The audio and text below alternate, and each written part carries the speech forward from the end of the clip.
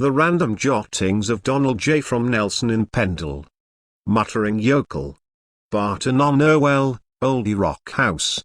In the quiet village of Barton on Irwell, nestled amidst the rolling countryside, there stood an ancient establishment known as the Olde Rock House.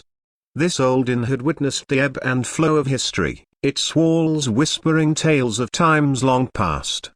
However, there was one particular story that sent shivers down the spines of those who dared to listen: the legend of the Muttering Yokel. It was said that during the tumultuous days of the English Civil War, a loyal royalist found himself on the run from Cromwellian soldiers. Desperate to evade capture, he devised a cunning plan. Disguising himself as a simple farmer, he set off on foot through the countryside surrounding Barton on Irwell. Muttering to himself under his breath, the disguised royalist repeated the phrase, now thus, as if it held some hidden power to ward off danger.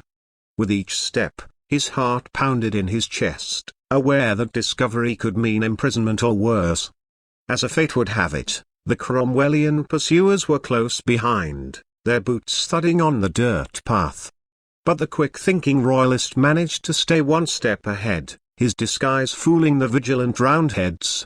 He traversed fields, meandering lanes, and hidden footpaths, always muttering his protective mantra. Finally, as the sun began to set, the loyalist reached the outskirts of Barton on Irwell. The Roundheads, convinced they had lost their quarry, abandoned their search and returned to their camp. The disguised royalist let out a sigh of relief, his ruse having saved his life. Though the years rolled on and the Civil War became a distant memory, the spirit of the Muttering Yokel lingered.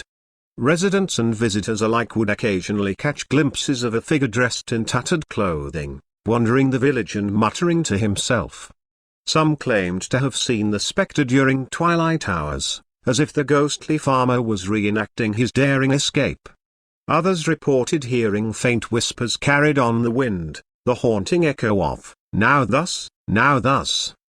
The Olde Rock House became the focal point of these paranormal encounters, as if the spirit was drawn to the place where his desperate flight had begun.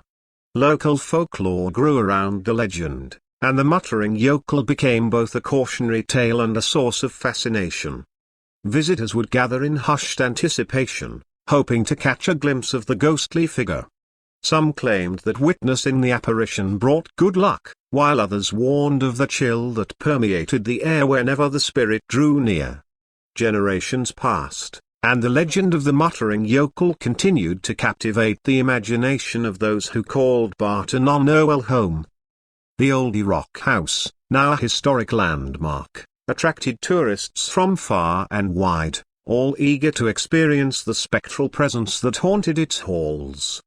And so, the Muttering Yokel remained an enigma, a ghostly reminder of a time when loyalty and survival were intertwined.